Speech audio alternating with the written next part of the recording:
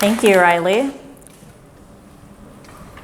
So, hello everybody. My name is Melynie. A lot of my friends call me by my Japanese name, which is Sachi.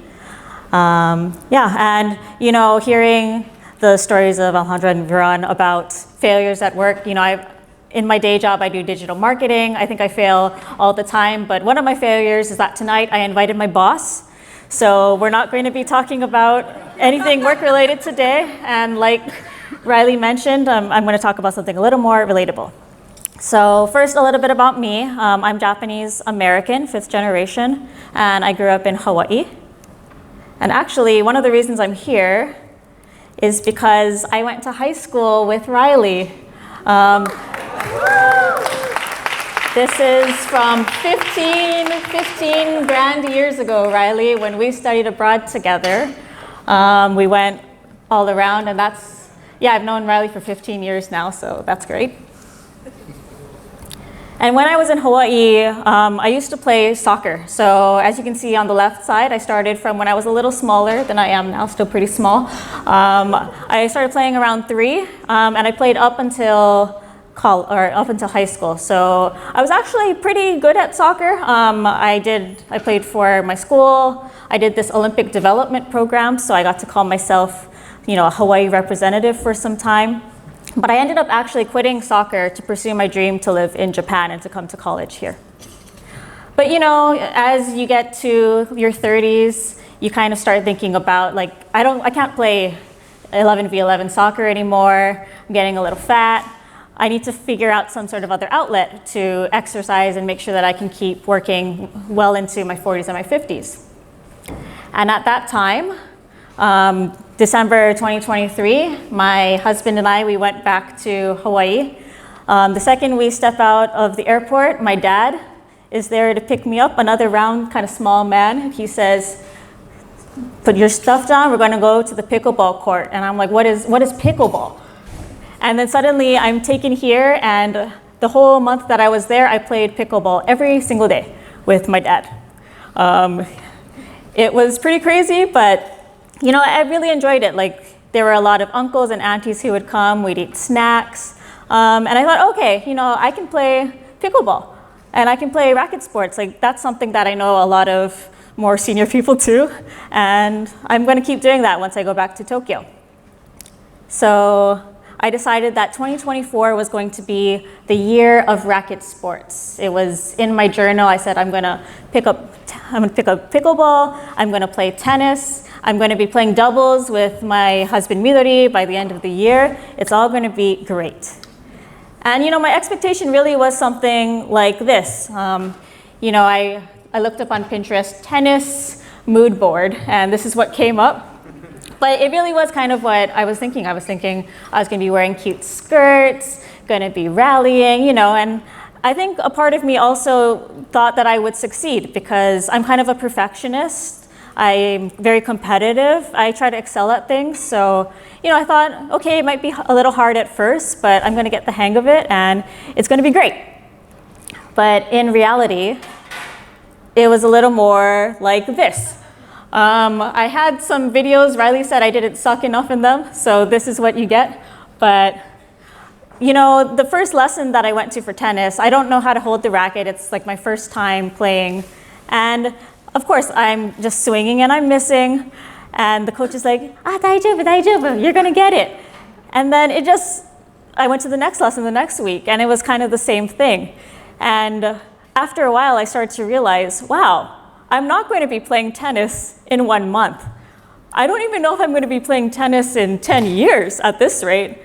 I just felt so bad about myself, and it really took a blow to my self-confidence. I kind of describe this story to people as being racket sports grief. So I think everyone has probably heard about the 5 stages of grief, right? And I think I kind of went through this as well. And what am I grieving? It was kind of grieving that maybe I wasn't as athletic as I thought, or maybe I wasn't going to be as successful at racket sports as I thought. So at first, I'm in denial. I'm thinking, okay, it's going to get better.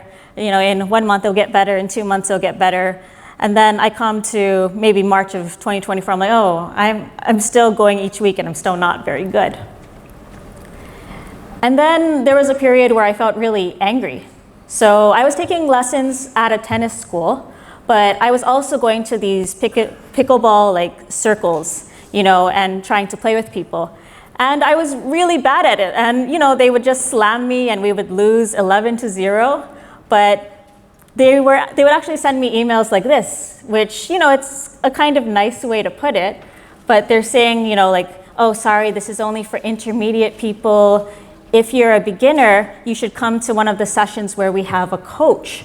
And those sessions are, of course, at like 3 p.m. on a weekday where, of course, I'm working. I can't go to those. So it just really frustrated me. And I was so angry because, all of these places are saying welcome to all. And I just really didn't feel very welcome. And then there was also some bargaining. So my husband, Midori, he's a really great tennis player. And of course, when he started playing pickleball, he was amazing, right? And all of these people are starting to come to him and say, oh, you should play on our team. You should come to this practice. But they never did that to me. And honestly, as hard as it is to say, I got really jealous of, how much Midori was getting attention and how nobody seemed to want me.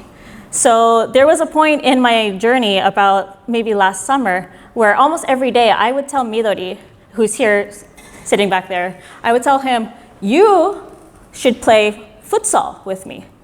Like, why aren't you playing futsal? Why am I playing tennis for you and you're not playing futsal for me? And he would be like, well, if you hate it, just quit. And I'm like, no, that's not the point. I want you to feel how much I suck.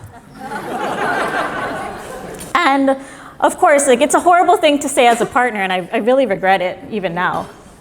But that was kind of where I was around last fall, last summer.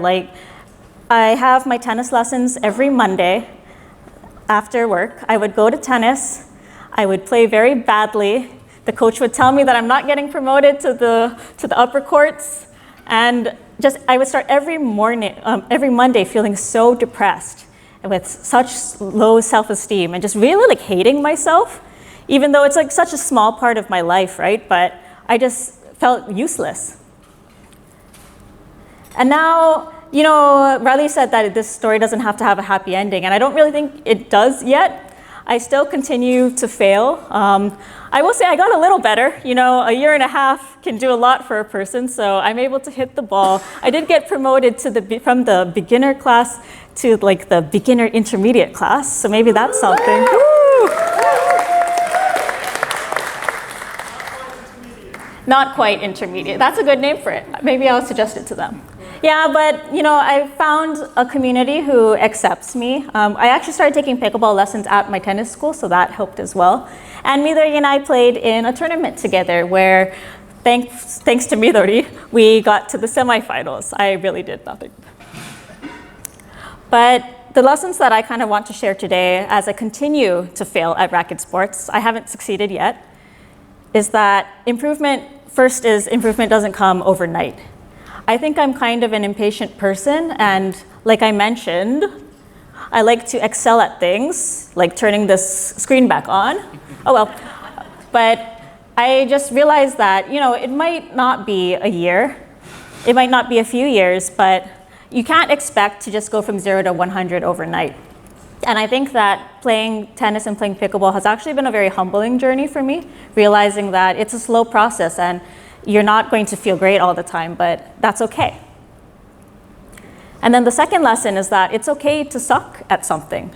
I think that growing up, I always thought that I had to be really good at what I do and I should always try and be the best. And since starting work, I've kind of also started to, you start to navigate yourself towards things that you're good at, right? You don't want to be doing something that you're bad at every day.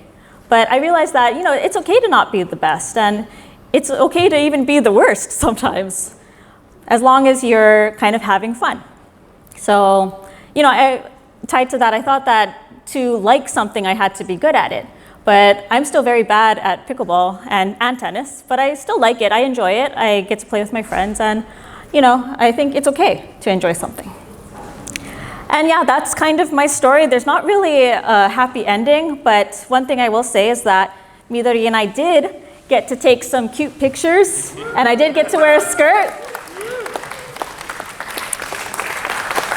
And I'm still playing tennis and pickleball. So, yeah. That's the happy ending. It is. Oh, and we recently got married, so that's a happy ending.